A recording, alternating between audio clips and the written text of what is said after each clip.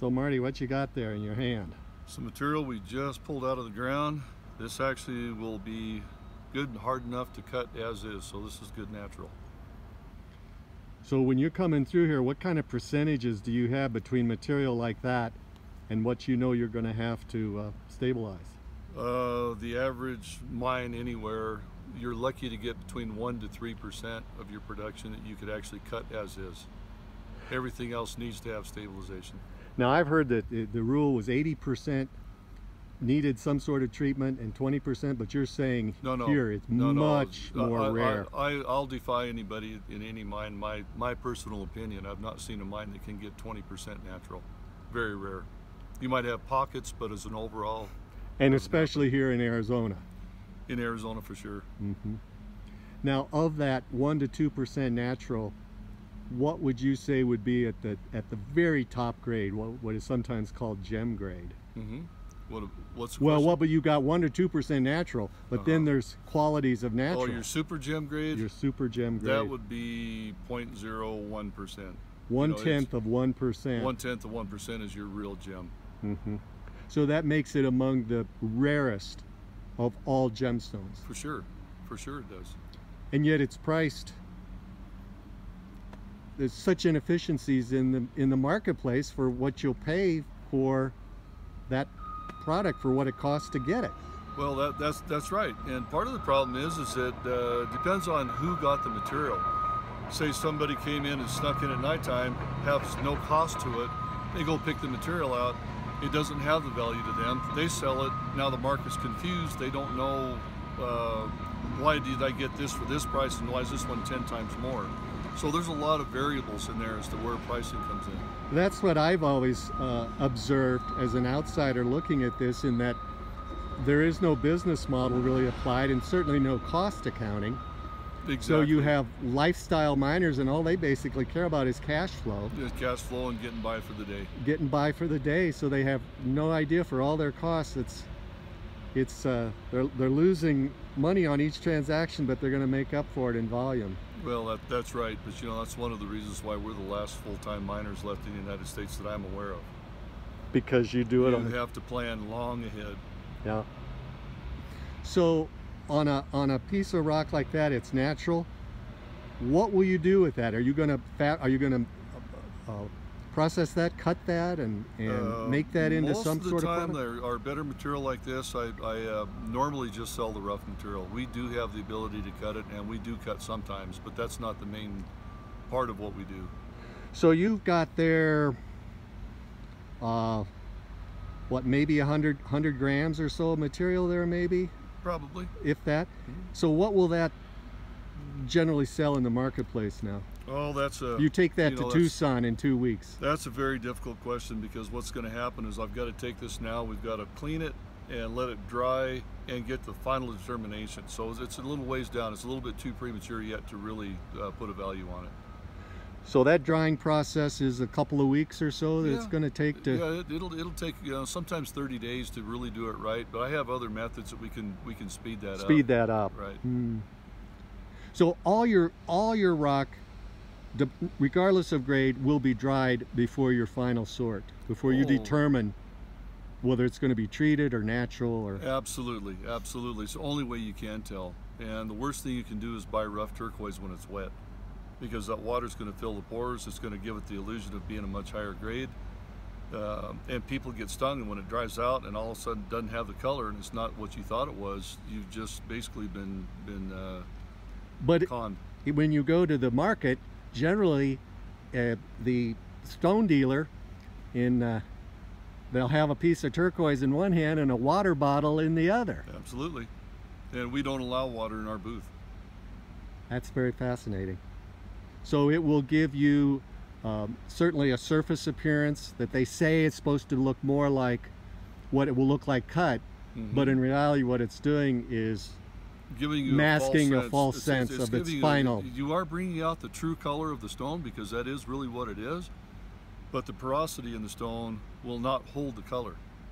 And what makes the difference in your say your gem grade that's highly silicated is there's so much material, it's so highly compacted and so tight knit. It's got a lot of silica, which is the hardest substance and common substance in the world. That combination with the turquoise is what gives it the gem grade ability, and that will usually keep its color.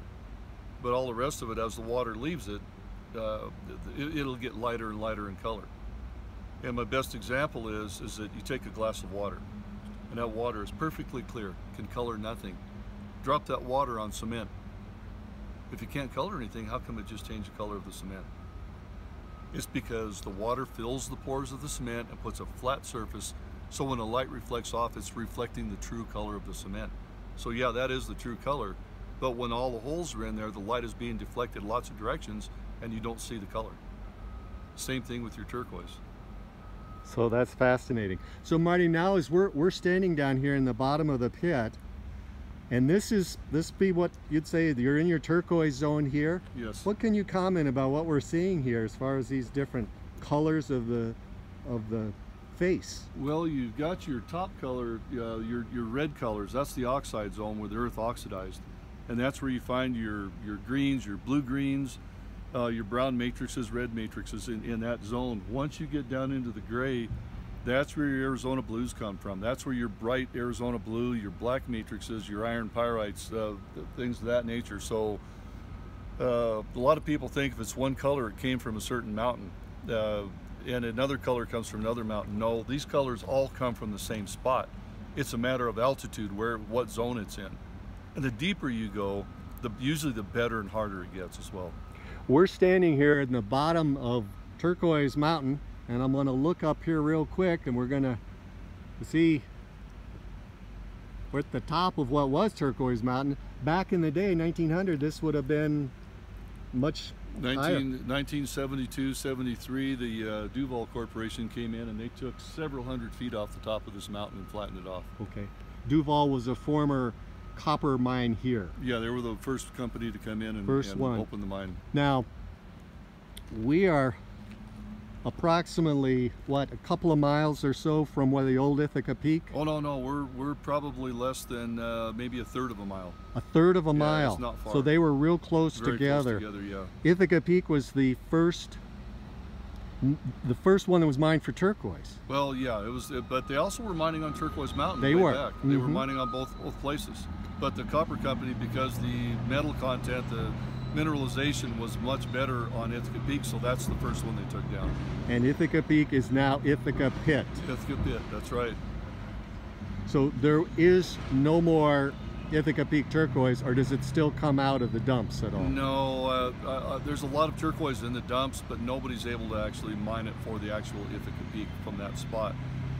But what's happened over the years is people are generally, because your top layers are your red matrix material and blue greens and greens, people have come to think that anything that's got that color is Turquoise Mountain, and anything that has the dark blues with the pyrite and black matrix is Ithaca Peak. Even on some of the maps I've seen where they go up, they point Kingman, now it splits and it goes Kingman Mines.